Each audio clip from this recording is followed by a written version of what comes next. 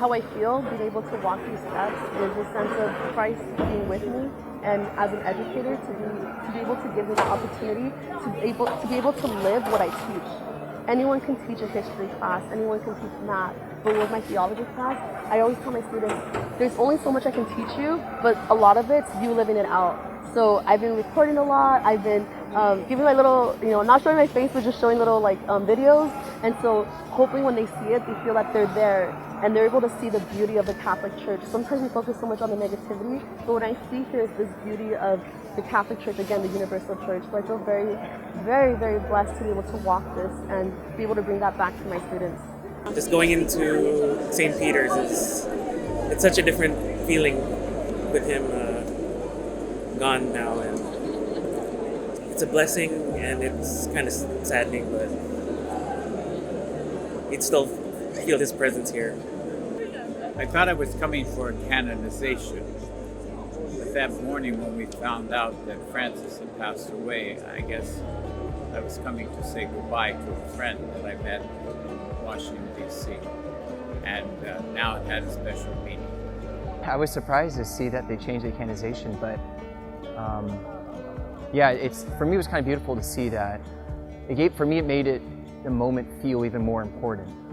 That the passing of Pope Francis, of any pope, is everything goes on hold. Especially during these days right now, as I walk through the day, I really feel that absence and that preparation as the church prepares and prays as we wait to receive our new Holy Father. I would describe what the church is, which is universal. And it's something I've been teaching to my students with sophomore theology, how the church is universal, which means it's for everyone. So you just see the diversity, the different people, different languages, and just different types of devotions, but still worshiping the same God, which is our Lord Jesus Christ. And giving, again, respect to Pope Francis, which he is, again, our Pope, and our history, of this is the church where Jesus Christ established, and through the papacy. Now, how big the crowds are, I don't know, but I do know that seeing the kids come in today, coming from Assisi, and seeing all these kids come into the train, and they were crazy. They were so happy, and they're going to camp out overnight. And that's not just one group. You see a bunch of young kids. That's the future of the church, and I think that was his gift. He wanted to not just see it in his era, he wanted to see it in the future of the church. I don't know if I have a message for people, but I've been receiving a lot of love from parishioners, especially at St. Helens and Southgate. Their love for Pope Francis really is moving me a lot.